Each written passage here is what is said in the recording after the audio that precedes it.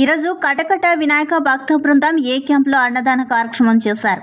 ఈ అన్నదాన కార్యక్రమం దాదాపు 30 సంవత్సరాలుగా నిర్వహిస్తున్నామని వారు తెలిపారు. ఈ కార్యక్రమానికి కర్నూలు మాజీ ఎమ్మెల్యే ఎస్వి మోహన్ రెడ్డి పాల్గొని ఆయన చేతుల మీదుగా అన్నదాన కార్యక్రమం ప్రారంభించారు. భక్తాదులకు అన్నదానం చేయడం సంతోషంగా ఉందని కటకట వినాయక భక్త బృందం వారు తెలిపారు.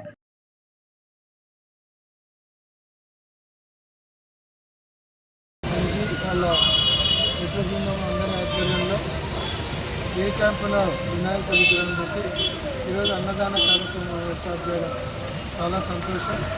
వాళ్ళ మిత్ర బృందాన్ని అందరినీ కూడా మనస్ఫూర్తిగా అభినందిస్తూ ఉన్నాను.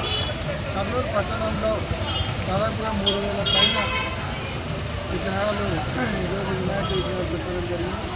అన్ని చోట్ల కూడా నవరాత్రులందరూ కూడా బ్రహ్మాండంగా ఈ ఏర్పాట్లు చేసుకొని పూజా కార్యక్రమాలు, ధర్మ కార్యక్రమాలు ఇవన్నీ కూడా చాలా చక్కగా ఏర్పాటు చేసుకొని ముందరు పోతున్నారు.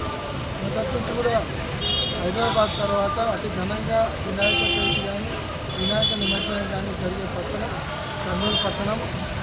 కటకట వినాయక భక్త బృందం ఏ క్యాంప్ వారి ఆధ్వర్యంలో ఏ క్యాంప్ నందు భక్తాలందరి కోసం అన్నదాన కార్యక్రమాన్ని ఏర్పాటు చేయడం జరిగింది.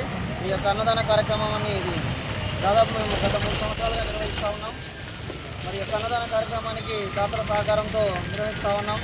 కావున ఈరోజు అన్నదాన కార్యక్రమాన్ని మా కటకట వినాయక భక్త బృందంలో ఆధ్వర్యంలో ఏర్పాటు చేయడం జరిగింది. ఏ క్యాంప్ నందు ప్రజల భక్తులందరి కోసం ఈ యొక్క అన్నదాన కార్యక్రమానికి కర్నూలు మాజీ ఎమ్మెల్యే అయినటువంటి ఎస్వి మోహన్ రెడ్డి గారు ఈరోజు ఇచ్చేయడం జరిగింది. వారి చేతుల మీదుగా ఈ యొక్క అన్నదాన కార్యక్రమాన్ని ప్రారంభించాం.